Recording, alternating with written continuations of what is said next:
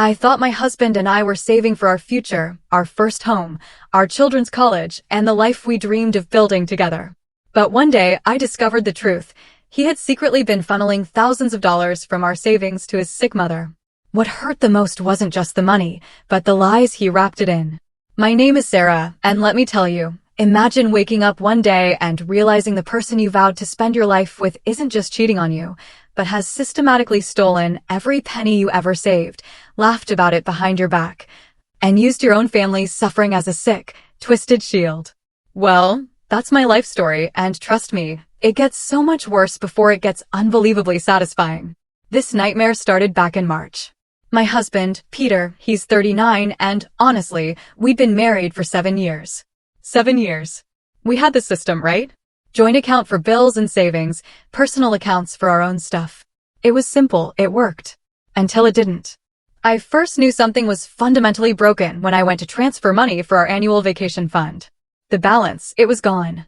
Not just a little low, but like $12,000 gone. Poof. I asked Peter about it, obviously. And immediately, he got defensive. Like, full-blown angry defensive. He claimed he'd been sending money to his mom, Janice, who's 68. He said she needed these super expensive medical treatments, not covered by insurance. Janice lives about 3 hours away. We're not super close, but we've always gotten along. And yeah, she's had some health issues over the years, so it sounded plausible. When I suggested we go visit her, just to be there for her, he shot it down instantly. Said she was too embarrassed about her condition, didn't want visitors. Red flag number 1, I guess, looking back. But I believed him. Over the next few months, it kept happening. More money, just vanishing into thin air. Every single time I brought it up, Peter would explode. He'd say his mom's treatment wasn't working, that they needed to try something else, even more aggressive, more expensive. He'd throw these manipulative lines at me, like, "Do you want my mother to die?" And God, I felt like the biggest jerk on the planet for even asking. So, I backed off. I let it go. I felt so guilty. By August, though, I couldn't ignore it anymore. Another $30,000 had just vanished from our account. This wasn't just vacation money anymore. This was our down payment for a new house. Our future. I was truly deeply concerned. I sat Peter down again, demanded specifics about his mom's condition. He just got super vague, talking about specialized treatments and alternative therapies, but wouldn't give me a single concrete detail. Nothing. That night, while Peter was sound asleep, I did something I'd never done before. I checked our joint account transaction history. My heart was pounding. The transfers, they weren't going to Janice. They were all going to an account I didn't recognize. Not Janice's. Not Peter's. Nobody I knew. The next morning, I confronted him with it. He blinked. He stammered. Then he claimed he was sending money to his brother, Tobias, who was supposedly handling all the medical stuff since he lived closer to their mom. That story hit me like a ton of bricks. It just didn't sit right. For one, Tobias and Janice have never been close. Like, ever. For another, Peter and Tobias barely spoke. They'd had this massive falling out years ago over some family business drama. The whole thing smelled rotten. Fishy doesn't even begin to cover it. I decided then and there. I had to know. I had to dig. The next day, while Peter was at work, I went through his desk. My hands were shaking, but I pushed through. And that's when I found them. Statements from a credit card I didn't even know existed. Maxed out. Another $18,000 in debt that I was completely oblivious to. The charges? Restaurants. Hotels. Expensive gifts from places like Tiffany's. Unless his supposedly dying mother was staying at the Four Seasons and eating at Michelin-starred restaurants while receiving experimental treatments, something was catastrophically wrong. Then came October. Peter left his phone unlocked on the counter while he showered. I swear I am not a snooper. But at this point, nearly $60,000 of our life savings was gone. I was desperate. I needed answers. I opened his messages. And there it was. A conversation with someone saved as KP Work Project. Peter transferred another $5K today. Will be in your account by tomorrow. Then, from KP Work Project, OMG. Thank you, baby. Can't wait to see you Friday. I've got something special planned. Peter replied, can't wait. The stupid pig believes everything. Just cry about mom and she hands over money. KP Work Project responded, you're so smart, baby. It's why I love you. Your wife is such a doormat. LOL. My blood ran cold. The air left my lungs. Stupid pig. Doormat. I kept scrolling. There were photos, too. KP work project was definitely not his mother. Unless his mother was a 22-year-old blonde named Kayla who liked sending lingerie pics. I scrolled for what felt like hours through months of messages. They'd been seeing each other for almost a year. An entire year of my life, a lie. I found exchanges where they openly joked about me, planned lavish vacations using our money, and even discussed how they'd be together once they'd drained enough from our accounts. They were talking about a condo they were looking at together. Our house money. Our dreams. Funding their damn love nest. I wanted to explode. I wanted to confront him right then and there, screaming. But something inside me clicked. I knew I needed to be smart. If I just accused him, he'd deny everything. He'd hide whatever money was left before I could stop him. So, I took a deep breath and I decided on a different approach. I called his mother, Janice. We hadn't spoken in months, but she sounded genuinely happy to hear from me. I casually asked how she was feeling. And she said, she was doing great. Just got back from a cruise with her friends. When I cautiously mentioned medical treatments, she had absolutely no idea what I was talking about. She hadn't been sick. Not at all. That's when my plan truly solidified. I told Janice I wanted to surprise Peter for our anniversary, a small, necessary lie, and asked if she'd come stay with us for the weekend. She agreed immediately, thrilled to see us. For the next week, I played the part. I acted completely normal around Peter. He even made 2 more transfers during that time, another $3,000, with the same sad stories about how the treatments weren't working. I just nodded, a stone face, and said we'd do whatever it took to help Janice get better. Last Friday, the day of reckoning. I took the day off work, but pretended to go in as usual. Instead, I drove to the train station, picked up Janice, and brought her back to our house. Peter wasn't expecting either of us until evening. We sat in the kitchen, and I finally told her everything. The missing money, the girlfriend, the vile lies about her health. I've never seen a 68-year-old woman so livid. She was ready to throw hands. We decided to wait, to confront him together when he walked through that door. Around 4 p.m., I heard his car in the driveway.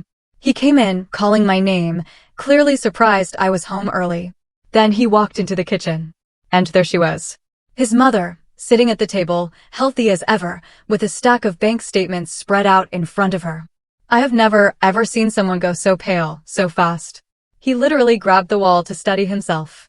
Before he could even stutter a word, I looked him dead in the eyes and, with the sweetest, most venomous tone I could muster, I asked him, so, Peter, how are your mom's treatments going? Was that last $3,000 transfer enough to cover them? Janice stood up then, towering over him. She asked, her voice shaking with rage, what medical treatments are you talking about, Peter? Because I haven't been to a doctor in months, except for my regular checkup, which went perfectly. The look on his face, the sheer horror, it was almost worth the $60,000 he'd stolen. Janice grabbed the statements, started going through them item by item. For Seasons Hotel? Tiffany's? Who were these for, Peter? It certainly wasn't for your dying mother. Peter finally broke. He admitted everything. The girlfriend, the money, all of it. He tried to claim it was just a mistake, that he'd gotten caught up with Kayla, but he really loved me. Janice wasn't having it. Not for a second. She told him he was no son of hers, that his father would be ashamed, and that she was removing him from her will effective immediately. I calmly told Peter he needed to leave. He begged, he pleaded, but I'd already packed a bag for him. I'd called his brother, Tobias, earlier, who confirmed Peter had not been sending him money for their mother. Turns out, Tobias hadn't even spoken to Peter in over a year. Peter left that night, head hung low. The very next morning, I changed the locks. I transferred what little money remained in our joint account to my personal one. I froze our credit cards. And I contacted a divorce attorney. That was 3 days ago. Since then, Peter has been blowing up my phone with texts from his brother's couch, where he's apparently crashing. They range from apologetic to angry to utterly desperate. He claims Kayla dumped him the second she realized the money train had stopped. I haven't responded to a single one. My attorney advised me to document everything but not engage. I've been staying with my sister, Luna, just trying to figure out what the hell to do next. I keep replaying it all in my head. All those months I believed him. How I felt guilty for even questioning him. How I genuinely thought I was helping save his mother's life. All while he and his girlfriend laughed, mocking me, calling me a gullible idiot, a stupid pig. I still don't know what to do about the money. My lawyer says we might be able to recover some of it, but it's going to be a long, painful process. I'm meeting with Janice again tomorrow. She's vowed to help me nail Peter to the wall in the divorce. And here's where I need help, where I'm begging for advice. Peter's family, everyone except Janice, is blowing up my phone, saying I should talk to him, that he deserves a chance to explain. Should I even bother hearing him out? Is there any explanation that could possibly make this better? How do I move forward knowing that the person I trusted most in the world thought of me as a stupid pig he could manipulate so easily? Update. Thank you all for the overwhelming support. It's been a lifeline. A lot of you asked what Janice said when she found out Peter had been using her illness as cover for his affair. Let me just say, the words that came out of that woman's mouth would make a sailor blush. I've never seen someone so utterly furious. She's been calling me daily, promising to testify in the divorce proceedings if needed. She actually apologized to me, saying she felt responsible for raising such a terrible son. I've been collecting evidence with my lawyer, and trust me, things are about to get very interesting. I'll update again soon. First update. A lot has happened since I confronted Peter with his very much alive mother. For those asking for an update on Janice, that woman is a force of nature. The day after the confrontation, we met for lunch as planned. She brought a folder containing every birthday card, Christmas gift, and family photo of Peter she could find. She went through each one, telling me stories about his childhood, then ceremoniously ripped them all in half. She declared no son of hers would treat anyone this way, especially not his wife. Janice then insisted on calling Peter's dad, Ralph. They've been divorced for years, but remained friendly. She put him on speakerphone, right there in the restaurant, and told him everything. Ralph was completely shocked. Unlike the rest of Peter's family, he didn't defend his son at all. Instead, he asked for my lawyer's information so he could provide any documentation needed for the divorce. That's when Janice dropped another bombshell. Apparently, Peter had asked his dad for money a few months ago, also claiming it was for Janice's medical bills. Ralph had sent him $15,000 that I knew absolutely nothing about. So, that's another $15,000 on top of our $60,000. The total just keeps growing, twisting the knife deeper. While we were still at lunch, Peter called Janice repeatedly. She finally answered on speakerphone, and he immediately launched into this rehearsed-sounding apology, all about how he'd made a terrible mistake and wanted to make things right. Janice cut him off mid-sentence. She told him she'd already changed her will, removing him entirely. Then she said something I'll never forget. I may not be sick now, Peter, but knowing what you've done has made me sick to my stomach. Don't contact me again until you've returned every penny to your wife. After lunch, I went back to Luna's place. And there he was. Peter. Sitting in the driveway. Somehow, he'd figured out where I was staying. He tried to block my path, begging for 5 minutes to explain. I refused to engage, called Luna from the car. She came out and told him, plain and simple, she'd call the police if he didn't leave immediately. He eventually left, but not before shouting that I was overreacting and destroying our marriage over one mistake. One mistake. Stealing $85,000 and carrying on a year-long affair is apparently just one mistake in Peter's twisted book. The next day, I met with my divorce attorney, Lisa, who advised me to file for an emergency financial restraining order to prevent Peter from hiding or transferring any more assets. When we looked deeper into our finances, we found even more disturbing transactions. Peter had been systematically draining our accounts for longer than I even realized. Small amounts at first, then larger sums as he got bolder, more confident in his lies. Lisa estimated the total closer to $85,000 when we factored in the credit card debt and other hidden transactions. Lisa also advised me to check my credit report. Good thing I did. Peter had opened 2 additional credit cards in my name that I knew absolutely nothing about. They were maxed out, with charges to hotels, restaurants, and various online retailers. Lisa immediately helped me report the fraud and put a freeze on my credit. My identity, my future, completely compromised. 3 days after our confrontation, I finally worked up the courage to go back to our house. Luna came with me for support. We found the place in complete disarray. Peter had clearly returned and ransacked it, looking for who knows what. My jewelry box was empty. The deed to the house, which we keep in our home safe, was gone, along with several other important documents. Even my passport was missing. I called the police to report the break-in and theft. When they arrived, one of the officers mentioned they'd had a similar call from our address a few days earlier. Turns out Peter had called them, claiming I'd illegally locked him out of his house and taken his belongings. The officer explained they'd told him it was a civil matter since we were married and they couldn't force entry on his behalf. I filed another police report for the stolen items and provided the officer with copies of my marriage certificate and the deed. Thankfully, I had digital copies stored online. I also showed them the emergency financial order my lawyer had filed. They took the information, but warned me that recovering the items might be difficult without proof that Peter specifically took them. While we were cleaning up the mess, Peter's sister, Rosalind, showed up unannounced. She started lecturing me about how marriage is for better or worse and how I needed to forgive Peter because family comes first. I reminded her that Peter apparently didn't think family came first when he was stealing from me and mocking me to his girlfriend. I also mentioned that he'd used his mother's fake illness to steal from his father, too. That shut her up pretty quickly. She left after saying she was just trying to help, but not before warning me that Peter was in a bad place and I should be careful about pushing him too far. The audacity. That night, Kayla herself reached out to me through Instagram. She sent a message saying she never meant to hurt anyone and that Peter had told her we were separated and in the process of divorcing. She claimed she only found out we were still together a month ago, but by then she was already in love with him. She attached screenshots of their conversations where Peter told her our marriage was over in all but paperwork and that he was only staying with me to figure out the finances before leaving. The screenshots also revealed something that made me furious all over again. Peter had taken Kayla to our vacation home in the mountains, a cabin that's been in my family for generations. There were photos of them together there, in my family's cabin, drinking my grandparents' vintage wine collection. In one particularly infuriating message, Peter told Kayla they should upgrade the place once it was officially theirs after our divorce. I didn't respond to Kayla directly. Instead, I forwarded everything to my lawyer, who said the evidence was helpful but advised against further contact with her. Lisa explained that Kayla might be reaching out now to protect herself, fearing I might sue her for alienation of affection. Apparently, that's still a thing in our state.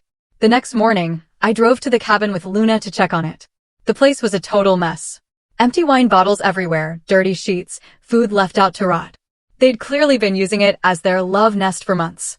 I found women's clothing in the dresser that wasn't mine, along with a notebook containing what looked like plans for renovating my family cabin. There were estimates from contractors, material samples, and a timeline that showed they were planning to start work next month.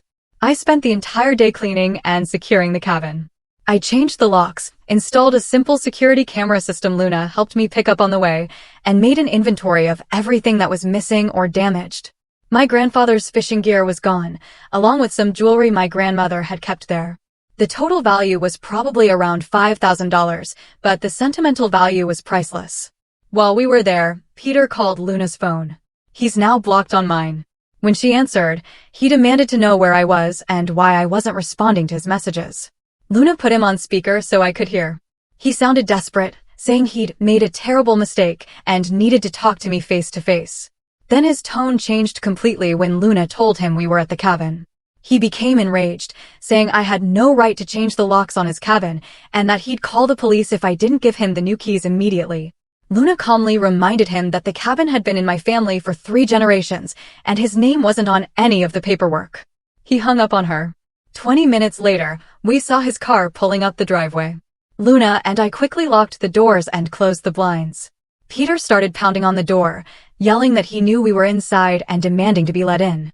When we didn't respond, he tried using his key, then started circling the cabin, looking for another way in. I called the local sheriff, who arrived about 15 minutes later. By then, Peter was sitting in his car in the driveway, refusing to leave. The sheriff spoke to him first, then came to the door to speak with me. I showed him the deed to the cabin. I'd brought it with me, thankfully, proving it was my family property, not marital property. I also explained the situation with the ongoing divorce and financial restraining order. The sheriff advised me to file for a protective order when I got back to town, saying Peter seemed unusually fixated on getting into the cabin. We stayed at the cabin that night anyway, with the sheriff promising to have a deputy drive by periodically to check on us. In the morning, we found Peter's car parked down the road, just out of sight of the cabin. He was asleep inside. We called the sheriff again, who came and escorted Peter away with a stern warning that he'd be arrested for trespassing if he returned. When we got back to town, I went straight to the courthouse to file for a protective order. While I was filling out the paperwork, I received an email from Peter's work email. The only way he could contact me since I'd blocked him everywhere else.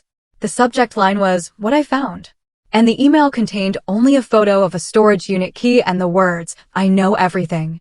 At first, I had no idea what he was talking about. "I don't have a storage unit." Then it hit me.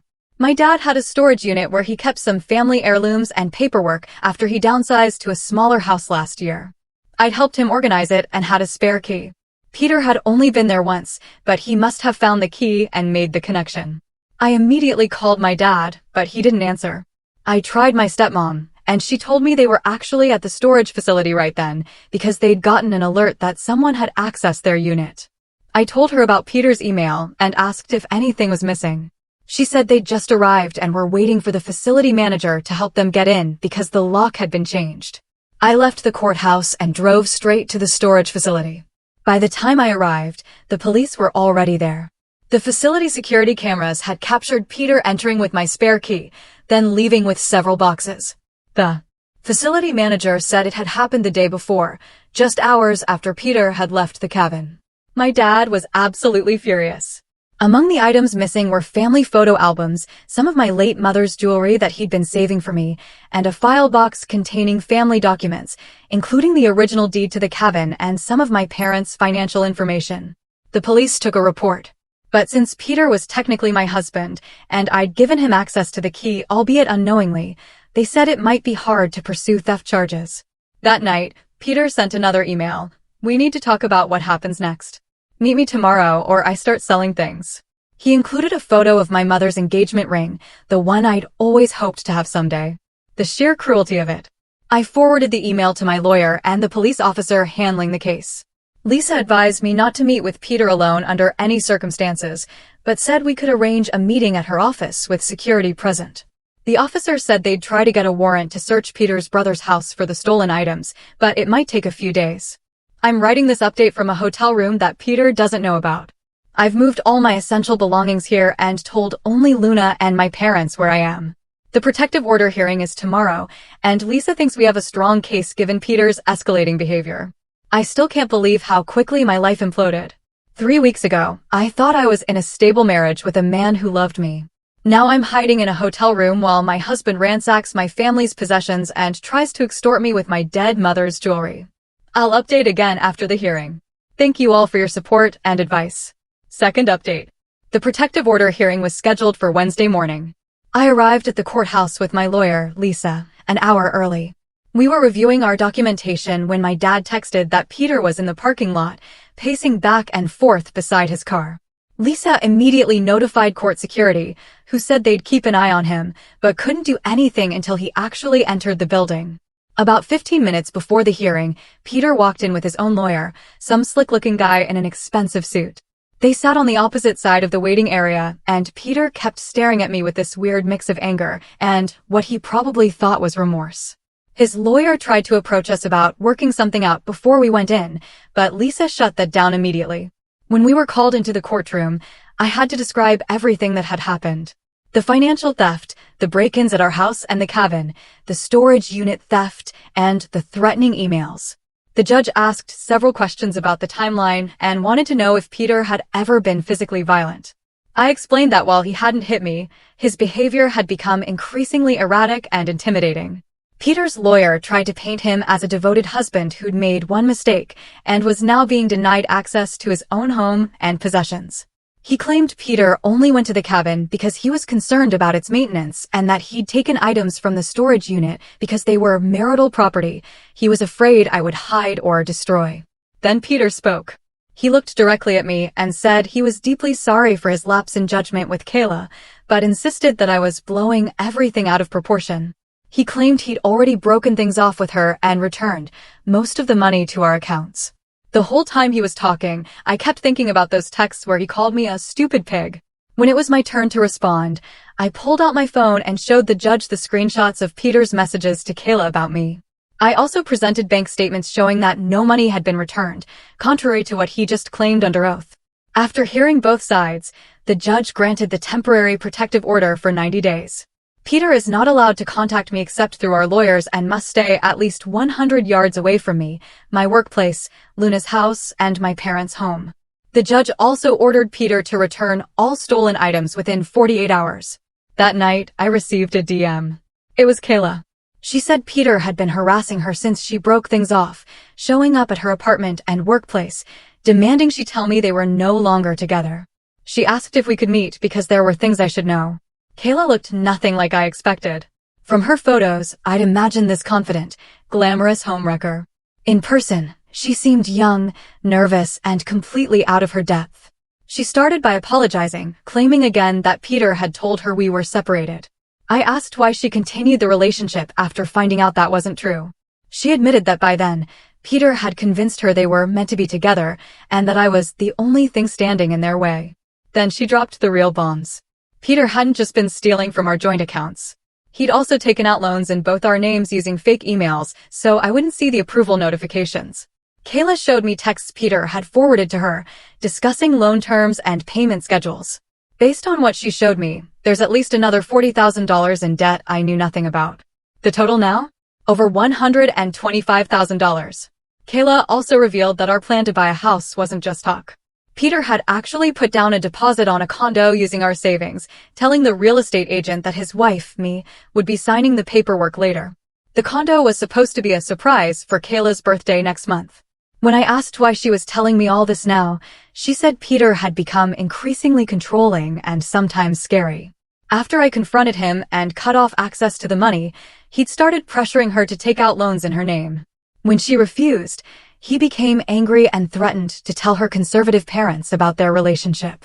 Apparently, they still think she's saving herself for marriage. I wasn't sure whether to believe her, but Luna pointed out that regardless of Kayla's motives, the information about the loans was something I absolutely needed to investigate. I thanked Kayla for coming forward and told her I'd have my lawyer contact her if we needed a formal statement. As we were leaving, she handed me a small box containing a pair of earrings that had belonged to my grandmother. Apparently, Peter had given them to her, claiming they were family heirlooms from his side. The next day, I met with Lisa again and showed her everything Kayla had given me. She immediately began investigating the loans and discovered that Peter had indeed taken out 3 personal loans totaling $42,000 using our joint information. She filed emergency motions to add this new information to our divorce proceedings and financial restraining order. Meanwhile, my dad called to tell me that some of the items from the storage unit had been returned. They'd been left in a box on his front porch with no note. My mother's engagement ring wasn't among the returned items, nor were several other valuable pieces. 2 days after the protective order was granted, I finally returned to our house with a police escort to collect more of my belongings. The house was in even worse shape than before.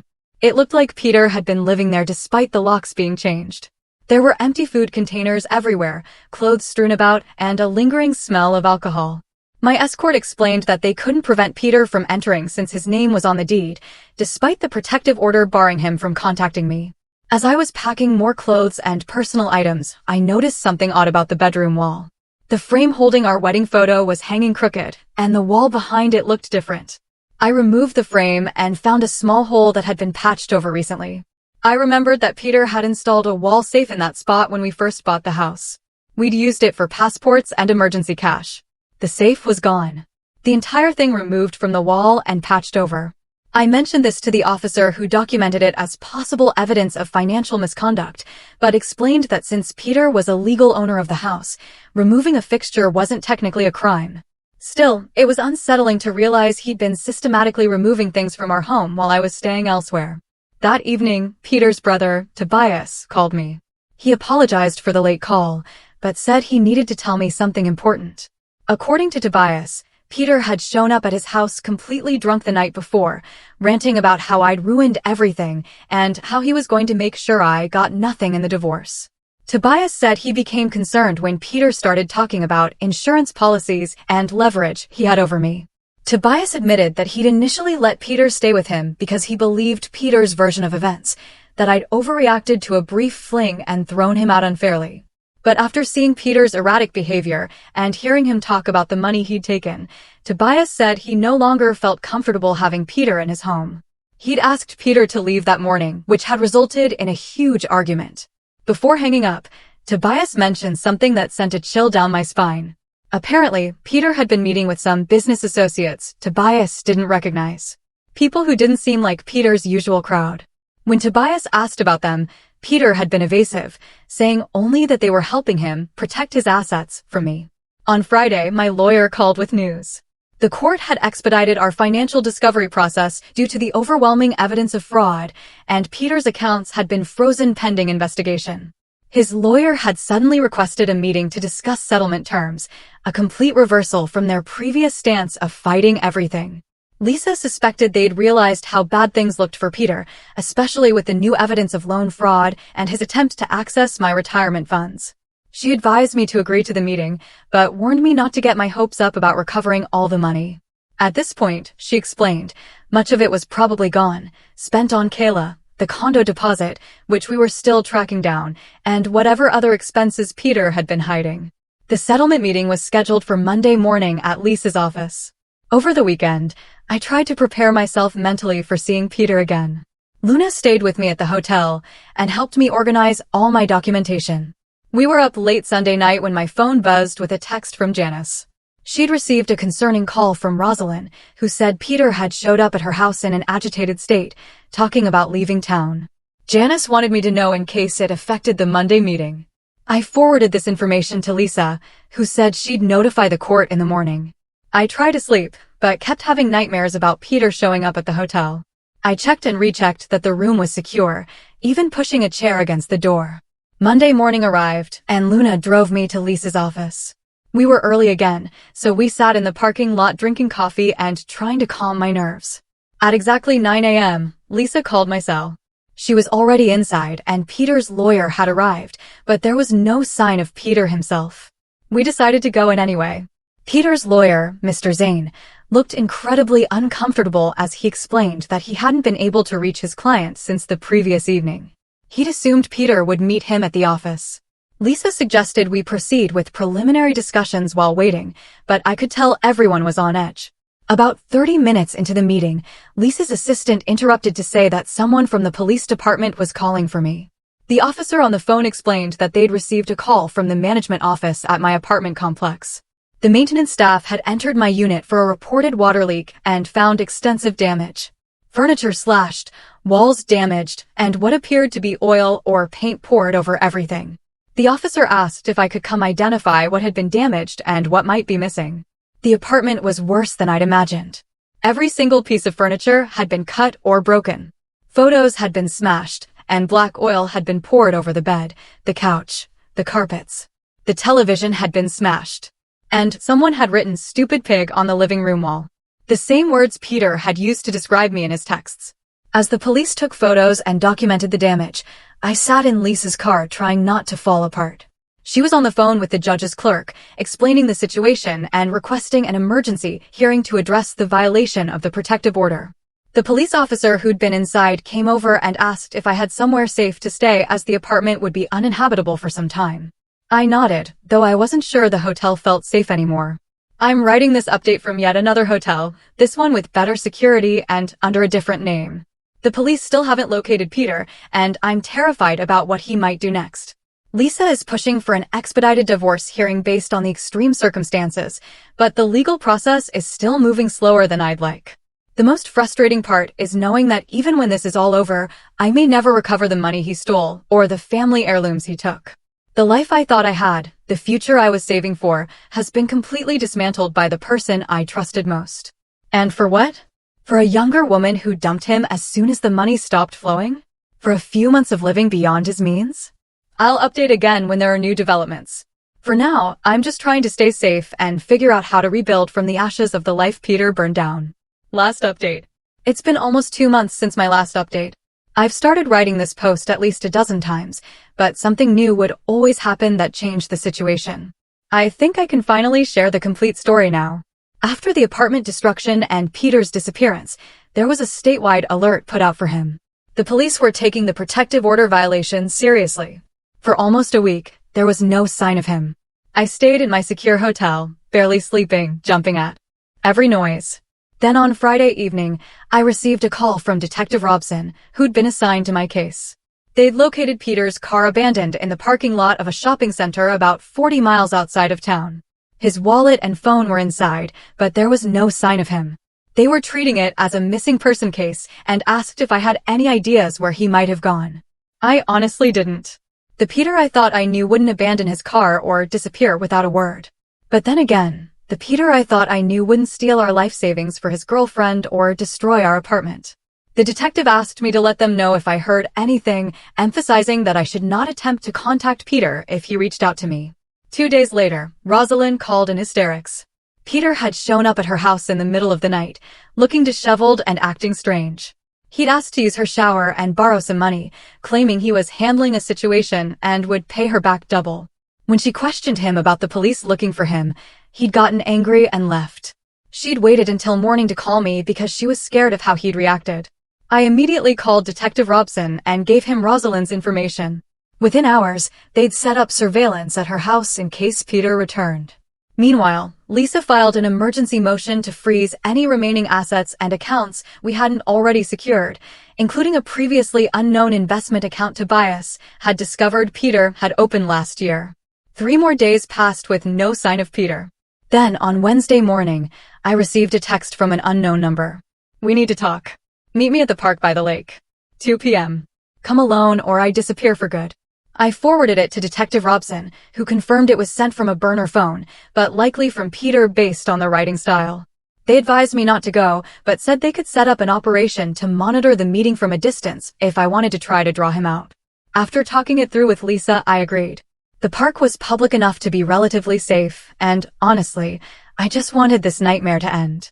At 1:45, I arrived at the park with an unmarked police car following at a distance. I sat on a bench facing the lake as instructed and waited. I heard someone approach from behind. It was Peter. He sat down without looking at me and started talking immediately. He said everyone had turned against him, that his whole life had been destroyed because of one mistake.